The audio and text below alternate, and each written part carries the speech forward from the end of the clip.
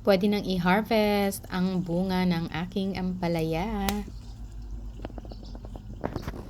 Yan, ang ganda ng bunga. Konting olive oil lang. Igigisa ko lang yung bawang at sibuyas. Simpleng recipe lang ito.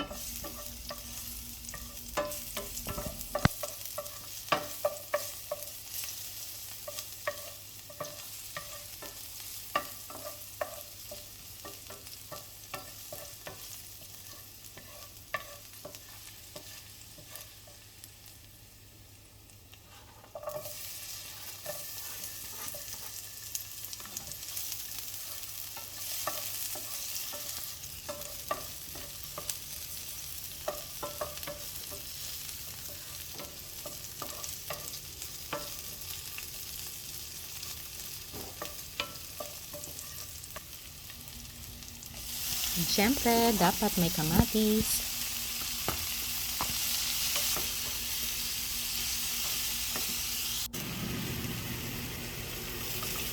Ayan, inilagay ko na yung ampalaya. Lalagyan ko lang siya ng konting tubig mamaya.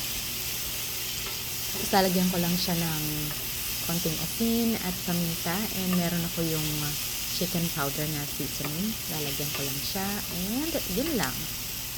May simpleng ulam na.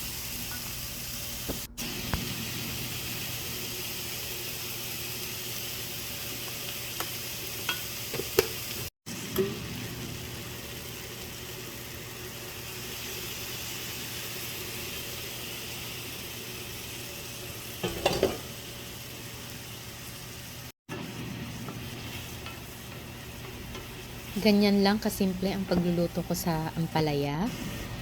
Tapos yan, yung itlog, isang itlog lang ang inilagay ko. Diyan ko na rin siya hahaluin.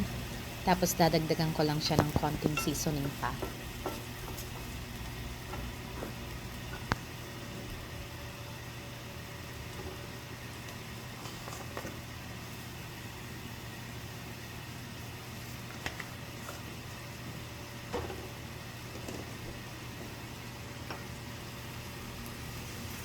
Yan, haluin ko lang ng haluin. Yan, may ulam na ako. So, ganyan lang kasimple ang luto ko sa ginisang ampalaya.